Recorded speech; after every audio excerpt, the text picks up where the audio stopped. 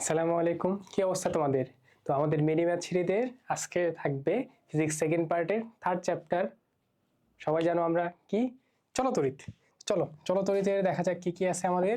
Maths শুরু করি। First যে ম্যাথটা আছে দেখো কি বলছে। এটা খুব ভালো একটা ম্যাথ, অনেক ছোট্ট ম্যাথ বাট খুবই ভালো একটা ম্যাথ। যতগুলো ম্যাথ আছে সবচেয়ে এটা ইম্পর্টেন্ট ম্যাথ। দেখো কি বলছে, কোনো একটি রোধকের মধ্য দিয়ে নির্দিষ্ট মাত্রার তড়িৎ প্রবাহ চালিয়ে এর সাথে 120 ওহম শ্রেণীবদ্ধভাবে যুক্ত করলে প্রবাহ মাত্রা প্রবাহের অর্ধেক হয়। রোধকের রোধ নির্ণয় করো। খুব ঝামেলা মনে হচ্ছে না? তো আমি এটাকে আগে তোমাদের এখানে লিখে দেখাই, আঁকায় দেখাই, এটা বেটার। তো প্রথমে কোনো একটা এরকম আর মানের রোধ ছিল, ঠিক আছে? প্রথমে এইটার আর মানে একটা রোধ ছিল।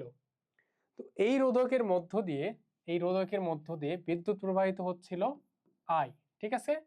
আর মানের একটা রোধ ছিল, তার মধ্যে দিয়ে তড়িৎ প্রবাহিত হচ্ছিল কত? আই। আমি এরপর যে কাজটা করছি যে এই যে আর আছে তার সাথে আমি আরেও একটা রোধ লাগাই দিছি। কিভাবে? দেখো বলছে শ্রেণীবদ্ধ করলে, যে আগে আর ছিল তার সাথে আমি আরো একটা কি করছি, 120 ওহমের রোধ লাগাই দিছি। তো এর ফলে যে কাজটা ঘটে সেটা হচ্ছে, তখন এর মধ্যে দিয়ে যে কারেন্টটা এখন যাবে সেটা হচ্ছে আগের কারেন্টের অর্ধেক। দেখো তো আমি যেটা বললাম এটাই কি লেখা আছে এখানে? কি বলছে দেখো, কোনো একটি রোধকের মধ্য দিয়ে নির্দিষ্ট মাত্রার তড়িৎ প্রবাহ চালিয়ে এর সাথে রোধ 120 ওহম শ্রেণীবদ্ধভাবে যুক্ত করলে প্রবাহ মাত্রা, এই যে প্রবাহ মাত্রা প্রবাহের অর্ধেক হয়ে যায়। দেখো অর্ধেক হয়ে গেছে না? 120 যখন যুক্ত করছি শ্রেণীতে অর্ধেক হয়ে গেছে। বলছে আর এর মানটা বের করতে। তো এইটা দিয়ে আমরা কেমনে করব? হ্যাঁ, এখানে তোমার চলতরিতের খুবই বেসিক একটা কনসেপ্ট দরকার, সেইটা হচ্ছে বিভবের কনসেপ্ট। বিভবটা কি দেখো, এই জায়গায় যখন ছিল তার বিভব কত? এখানে এই যে দুই প্রান্তের বিভব পার্থক্য, আর এখানেও সেম দুই প্রান্তের বিভব পার্থক্য। তো প্রথম ক্ষেত্রে ধরে নাও বিভব পার্থক্য V1, আর পরের ক্ষেত্রে বিভব পার্থক্য কত? V2। তো এখন কথা হচ্ছে এই V1 প্রথম ক্ষেত্রে বিভব পার্থক্য আর পরের ক্ষেত্রে বিভব পার্থক্য, বিভবের কি কোনো চেঞ্জ হবে? বিভবের কিন্তু কোনো চেঞ্জ হবে না। বোঝা গেছে? এই কনসেপ্টটাই এখানে ইম্পর্টেন্ট। কি হবে না? বিভবের কোনো চেঞ্জ হবে না। তার মানে শুরুতে যতটুকু বিভব পার্থক্য ছিল পরেও বিভব পার্থক্য সেম থাকবে। যদি বিভব পার্থক্য সেম থাকে তাহলে V1 ইকুয়ালস টু আমি কি লিখতে পারবো? V2, তাই না? V1 তুমি যদি বিভব পার্থক্য V ইকুয়ালস টু আমি কি জানি, ওহমের সূত্র IR বসাও, তাহলে এই পাশে আসবে কি IR। এইটার ক্ষেত্রে কি আসবে বলো তো? এই দুটো কিসে আছে? শ্রেণীতে আসছে না? তাহলে তাদের তুল্য রোধ কত? R plus 120। আর তড়িৎ প্রবাহিত হচ্ছে কতটুকু এটার ভেতর দিয়ে? সেটা হচ্ছে I/2, ঠিক আছে?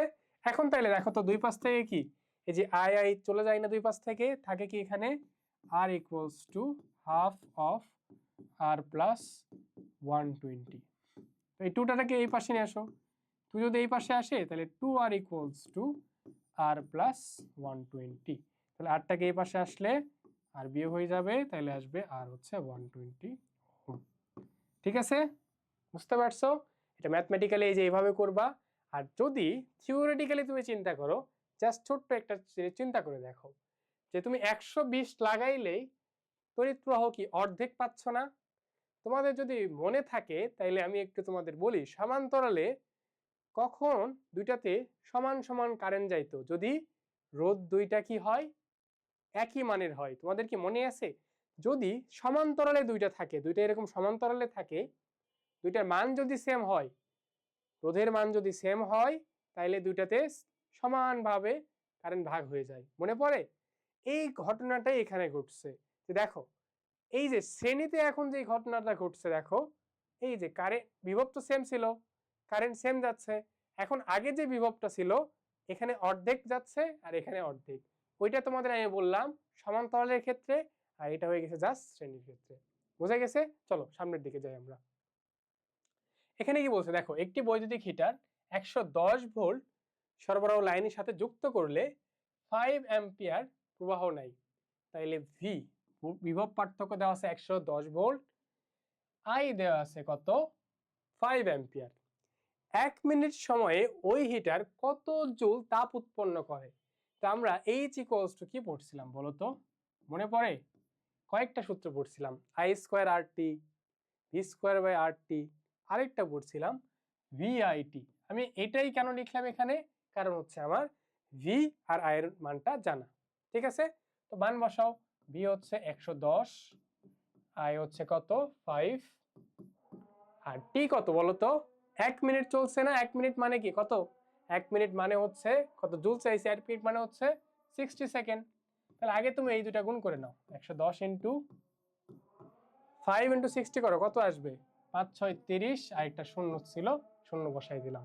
এরপরে 11 ইন্টু 3 করলে কত হয়? 33, আর শূন্য কয়টা? 1 2 3টা, বসাই দাও। ঠিক আছে, তো এইটা ছিল আমাদের সেকেন্ড ম্যাথ। চলো সামনের দিকে যাই। এটাতে কি বলছে দেখো, একটি অ্যামিটারের অভ্যন্তরীণ রোধ 0.92 ওহম এবং এটি সর্বোচ্চ 5 অ্যাম্পিয়ার পর্যন্ত প্রবাহ মাপতে পারে। এর সাহায্যে 50 অ্যাম্পিয়ার প্রবাহ মাপতে গেলে কি ব্যবস্থা নিতে হবে? তো তোমাদের একটু যদি আমি মনে করাই দেই যে অ্যামিটারের পাল্লা বৃদ্ধি, ভোল্টমিটারের পাল্লা বৃদ্ধি, টপিকের নাম মনে পড়ছে? অ্যামিটারের পাল্লা কেমনে বৃদ্ধি করতাম আমরা? শান্ট যুক্ত করতাম, তাই না? কি করতাম? শান্ট যুক্ত করতাম। কত মানের? সেটা হচ্ছে আর ডিভাইডেড এন মাইনাস 1। মনে পড়ছে? এই মানে শান্ট আমার যুক্ত করতে হবে, যেখানে আরটা কি? আর হচ্ছে অভ্যন্তরীণ রোধ কত 0.92, আর নিচে এন এর মান কত বলতো? আগে আগে মাপতে পারতাম 5, মাপতে চাচ্ছি কত? 50। তাহলে কত? এন এর মান কত? 50/5 না করলে কত আসবে? এটা আসবে 10।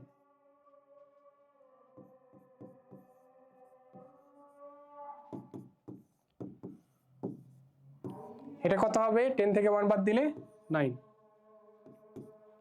আচ্ছা দেখো, এখন এটা কি 0.92 না? এটা 0.92 কে আমি কি মোটামুটি বলতে পারবো না এটা 0.92 যাই 9 এর মতো? বলতে পারবো না? কাছাকাছি না? তো এটা কাছাকাছি না, তুমি হিসাব করবা।